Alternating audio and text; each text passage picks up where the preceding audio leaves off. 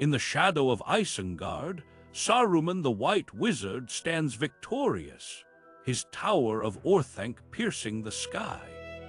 He has imprisoned Gandalf, having defeated him in battle after Gandalf refused to join him in serving the Dark Lord Sauron, trapping the wizard atop the giant spire while he constructs a terrifying army to wage war upon Middle-earth.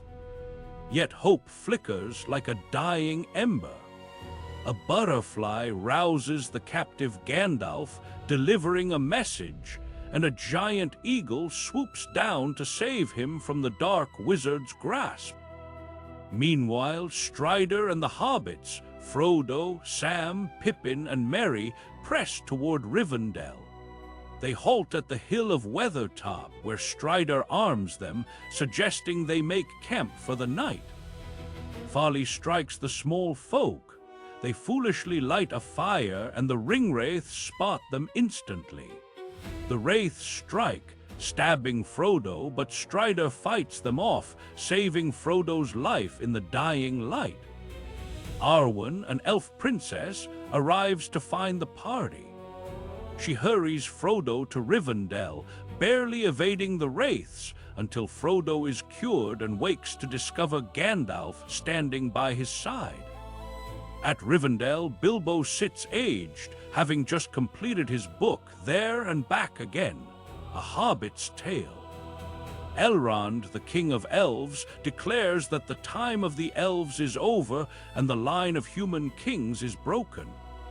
The ring survives only because of Isildur's weakness. Elrond claims the dwarves are too selfish and men are weak. Yet the heir of Gondor, who has chosen exile, can reunite the broken line. We learn Strider's true name is Aragorn, the heir of Gondor, and that he and Arwen have loved for many years.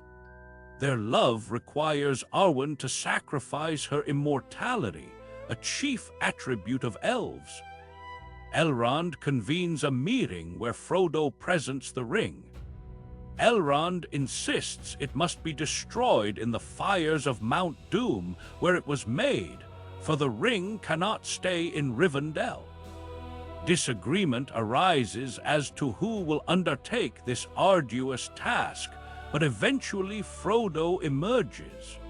Others step forward to accompany him, forming the Fellowship of the Ring.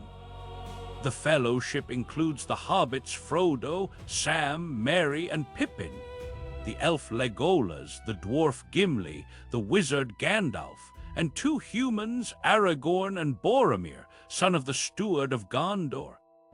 The Fellowship sets forth from Rivendell, only to find Saruman has caused an avalanche of snow to block their attempt to cross the pass of Caradhras. With the pass blocked, they decide to enter the realm of the dwarves, the dark and ancient mines of Moria.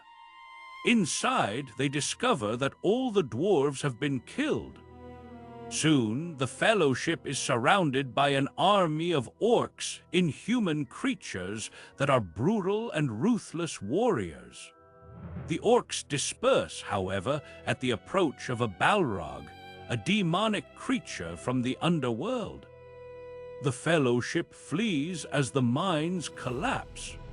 Gandalf stays behind to battle the Balrog, sending the creature collapsing to the depths, but the Balrog grabs hold of Gandalf's legs. The wizard is dragged down with the Balrog into the abyss. The Fellowship emerges from the mines saddened by the loss of Gandalf, but Aragorn insists they have no time to mourn and must press on. Coming to a forest, the Sylvan Elves, led by Galadriel, the Lady of Woods, meet the Fellowship. That evening, the Lady and Frodo speak in private. She asks him to look into a mirror, which is a basin of water, and tell her what he sees. He sees visions of the Shire destroyed, of his companions surrounded by orcs, and of the huge, fiery eye of Sauron. The lady tells him he has seen visions of what awaits him, a burden that weighs heavily upon the small folk. The path ahead is fraught with peril, and the shadow of Mordor grows longer. The Fellowship stands at the precipice of their final journey, the ring in Frodo's hand.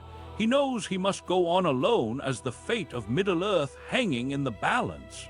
However, his best friend Sam, having vowed to Gandalf, will never leave his Frodo's side. As the sun sets over the forest, the true test begins, and the story of the ring continues its epic descent into darkness.